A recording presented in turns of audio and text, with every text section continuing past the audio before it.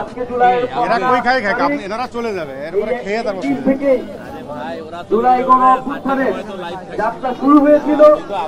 এদের হলো সুন্দরবন দিয়ে যাবে না পলাশবাড়ি দিয়ে যাবে 2024 সালে সারা সুন্দরবন দিয়ে যাবে না পলাশবাড়ি একটি যৌক্তিক ও ন্যায্য দাবিতে আন্দোলনে নেমে এসেছিল এবং সেই আন্দোলনে যখন খুনি হাসিনার সরকার পুলিশ এবং ছাত্রলীগ দিয়ে দমন পীড়ন চালায়, ছাত্রদের উপরে সাধারণ জনগণের উপরে নির্বিচারে গুলি চালায়, তখন ছাত্র শ্রমিক সাধারণ জনগণ সবাই এক দফার দাবিতে রাজপথে নেমে এসেছিল। আমরা জানি গাইবান্ধার 6 জনের অধিক ব্যক্তি শহীদ হয়েছেন এই গণ অভ্যুত্থানে।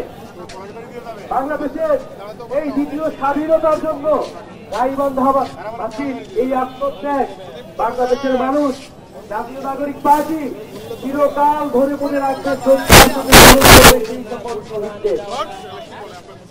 আমরা বলতে চাই, এই যে গণ অভ্যুত্থানে হাজারো মানুষ শহীদ হয়েছে, হাজারো হাজারো মানুষ ছাত্ররা আহত হয়েছে একটা নতুন বাংলাদেশের জন্য।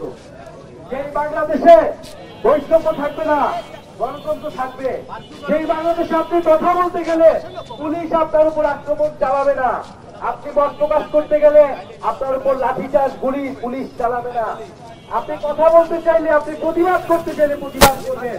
জুলাই গণ অভ্যুত্থান সেই প্রতিবাদ শিখিয়েছে আমাদের।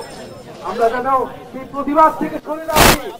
আমাদের যে অধিকার, আপনাদের যে ন্যায্য অধিকার, আপনাদের এলাকার সমস্যা, সেগুলো আপনারা বলবেন, নির্ভয়ে কথা বলবেন। আমাদের ভয় কিন্তু 2024 সালেই ভেঙে গিয়েছে।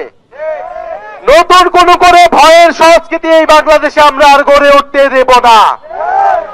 শহীদেরা রক্ত দিয়েছে, প্রয়োজনে আমরা আবারও প্রয়োজন হলে আমরা আমাদের নিজের রক্ত দিব, কিন্তু জুলাই গণ অভ্যুত্থানের পথেই এই বাংলাদেশকে চলতে হবে।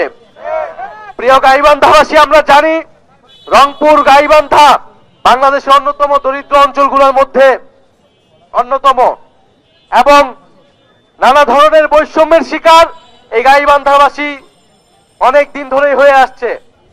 আমরা আপনাদের জন্য কাজ করতে চাই। আমরা একটি নতুন দেশ গড়ার ডাক দিয়ে এবার রাজপথে নেমেছি। 2024 সালে আমরা শেখ হাসিনাকে উৎখাত করার জন্য রাজপথে নেমেছিলাম। এখন আমাদের উৎখাত হয়েছে, পতন হয়েছে, কিন্তু নতুন দেশ এখনো গঠন হয়নি। সেই নতুন দেশ গঠনের জন্য এবার আমরা রাজপথে নেমেছি।